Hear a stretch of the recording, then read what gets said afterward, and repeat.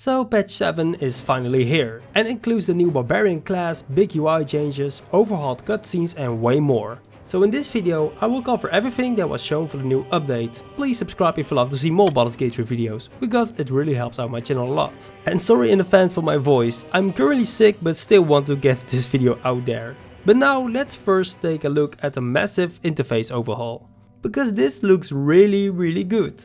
At first I need some time to get used to it, but after playing with it for a while I can say it's much better and of course way prettier. But that's not all, because even the menus are easier to navigate and it's way more eye-pleasing. You can now manage your inventory better, choose between your different type of actions, or even search specific items. And what's also eye-pleasing are the new combat animations and possibilities. The Barbarian will really take benefit of these new options but are not exclusive to them. You can now throw weapons according to D&D rules, dealing damage on their weapon damage instead of their weight. And if you're strong enough, which many barbarians are, you can even pick up other creatures and throw them against each other. And that's not all, because you can also use them as improvised weapons. So you can pick up a goblin and smack it into another one.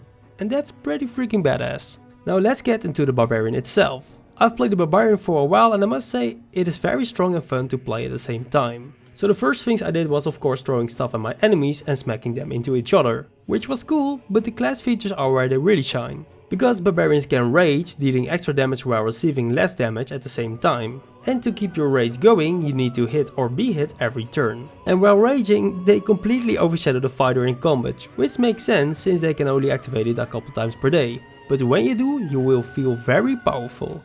Especially when the subclass options come into play. So the two subclasses are the Berserker and the Wildheart. And the Wildheart is basically the totem warrior from D&D. The Berserker gives you access to Enraged Throw, which is a stronger throw as a bonus action, and Frenzied Strike, which gives you another attack as a bonus action. And the Wildheart subclass has many different options, but I will go over them shortly. So the first one is called Bearheart, and while raging you have resist to almost all damage types and you gain the possibility to heal yourself. The second one is called Eagleheart, and while raging, opportunity strikes against you have disadvantage and you can use dash as a bonus action. And you can also leap down on an enemy from above without taking falling damage and knocking them prone. And then there's Elkheart, and while raging you gain extra movement speed and you gain a charge ability that knocks your enemies prone as well. Following up we have Tigerheart, and while raging you increase your jump distance and you can attack 3 enemies at once for half damage, but they will start to bleed. And last but not least there's Wolfheart, and while raging allies within your range gain advantage on attacks and you can let your allies move more distance.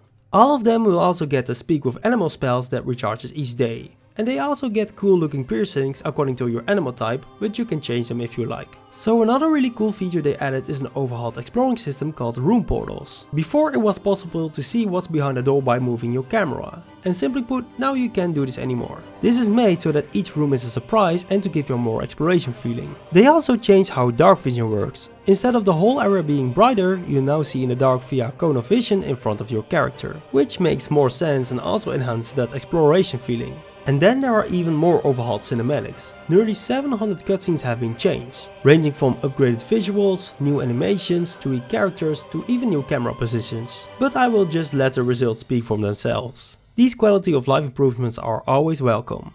And talking about improvements, new magical items were added, 24 to be precise. These are handcrafted ones and some of them even form a set together. But without spoiling them, these aren't your typical +1 items. Most of them have a cool and powerful effect, so try to find these and discover the effects for yourself. Another really cool addition are the new spell animations. We have seen some new spell visuals for different classes, but now the way they cast these spells are different as well. As an example, rangers use sign language to cast our spells. And this is a very welcome change, because I always love to see more difference between the classes to let them feel even more unique. And last but not least, we've got some new information about a new release date. In my release date video, I speculated that the release date will be 2023 instead of 2022. And Sven basically confirmed this. Let's hear what he has to say. I need to give you one last update. We are starting to finally see the light at the end of the tunnel. But the problem is it's still a very long tunnel. But we're going down a number of features that we have to make, number of content that we have to make, number of world building features that we have to finish before we are going to be able to actually finish the game. So we reckon we have about a year left of development. So it might not make it in 22 as we had originally thought. It might be 23. So as you heard, 2023 will be the new release date, but it's not set in stone yet. Even in the patch notes they specify that their expectation is 2023. So we still have to wait for a definitive release date for this to come true. And that's all the content of patch 7. Sadly we didn't got level 5, but I'm already happy with all the quality of life changes we got here. These are all really important changes for the full release of the game, so I'm very satisfied with this patch. But what is your favorite addition in this new update? Is it the Barbarian, the new interface, or even the new exploration system? Please share yours in the comments down below. And sorry again for my sick voice. I know I don't sound excited, but believe me, I am. So with that, thank you all for watching, subscribe for more Baldur's Gate 3 videos, and I will see you guys next time. Damn, I sound like shit.